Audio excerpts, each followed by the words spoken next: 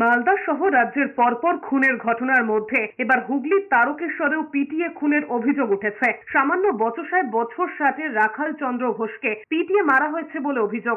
জানা গিয়েছে, আলু চাষের সঙ্গে যুক্ত রাখাল চন্দ্র ঘোষ এবং তার ছেলে শনিবার রাতে তারকেশ্বরের পাঁচগেছিয়া থেকে আলু কিনে ইঞ্জিন ভ্যানে করে পিসারোয়ায় যাচ্ছিলেন। সেই সময় রাস্তার পাশ দেওয়া নিয়ে বচসা শুরু হয়। সেই সময় ইঞ্জিন ভ্যানের হ্যান্ডেল দিয়ে রাখাল ঘোষের মাথায় মারা হয় বলে অভিযোগ।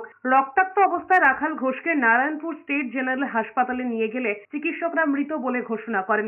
ঘটনাস্থলে পুলিশ যেতেই দোষীদের শাস্তির দাবিতে সরব হন এলাকার মানুষ। ছেলের কাজেরও দাবি তোলেন তারা। হুগলির গ্রামীণ পুলিশের অতিরিক্ত পুলিশ সুপার কৃষাণু রায় জানিয়েছেন, পুরো ঘটনার তদন্ত শুরু হয়েছে, দোষীদের রেয়া করা হবে না।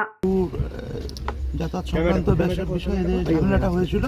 তারপরে 4-5 জন, যেটা আমরা পেয়েছি এখন অবধি 5 জন এদের নাম পেয়েছি, এরা মারধর করে, তার ফলে এর মৃত্যু হয়।